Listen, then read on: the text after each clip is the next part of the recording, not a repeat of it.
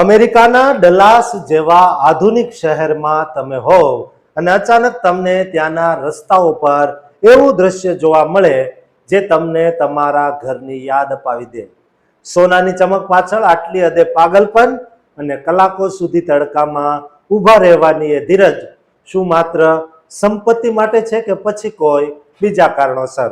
પહેલા આ વિડીયો જોઈ લો, પછી વિગતે વાત કરીએ. डायरेक्ट लेन के बाहर तो चलो उन्होंने फिर भी बैठने का अरेंजमेंट कर रखा है, लेकिन तनिष्क के बाहर लाइन और भी लंबी है और मालाबार में तो 3 घंटे की वेटिंग थी.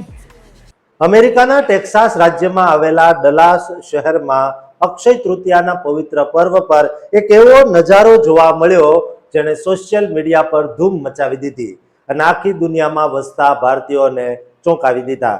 એક ભારતીય મહિલાએ ડલાસમાં આવેલા ભારતીય જ્વેલરી સ્ટોર્સની બહાર ઉમટેલી માનવ મહેરામણનો વિડીયો સોશિયલ મીડિયા પર શેર કર્યો, જે જોતજોતામાં વાયરલ થઈ ગયો.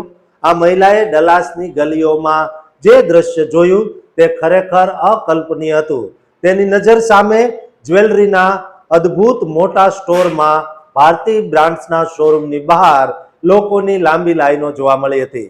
જે મહિલાએ વિડીયો શૂટ કર્યો છે તેણે બહુ જ આશ્ચર્ય સાથે જણાવ્યું કે તેણે આવો ક્રેઝ તો કદાચ ભારતમાં પણ અક્ષય તૃતીયા પર નથી જોયો જેવો અત્યારે ડલાસમાં જોવા મળી રહ્યો છે. તેનું કહેવું છે કે અહીં લોકો માત્ર સોનું જ નથી ખરીદી રહ્યા, પણ તેમની ધીરજ અને સંસ્કૃતિ પ્રત્યેનો સમર્પણ પણ ખરીદી રહ્યા છે. વિડીયોમાં જોઈ શકાય છે કે પોતાની કારમાંથી રસ્તા પરની આ ભીડને કેમેરામાં કેદ કરી રહી છે. તે કેરેટલેન સ્ટોરની બહાર લાગેલી લાંબી લાઈન બતાવે છે, જ્યાં એટલી બધી ભીડ હતી કે સ્ટોર તરફથી લાઈનમાં ઉભેલા લોકો ખુરશીઓની પણ વ્યવસ્થા કરવામાં આવી હતી, પણ તેમાં સમાતા નહોતા. આનાથી પણ વધુ ચોંકાવનારી વાત તેણે જ્યારે કહી ત્યારે તે મલબાર જ્વેલર્સની બહાર પહોંચી.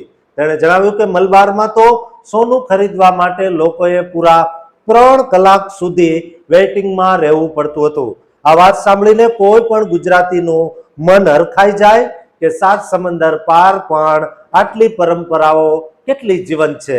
સોશિયલ મીડિયા પર આ વિડીયોએ એક મોટી ચર્ચા છેડી દીધી છે અને લોકો વિવિધ રીતે પ્રતિક્રિયા આપી રહ્યા છે.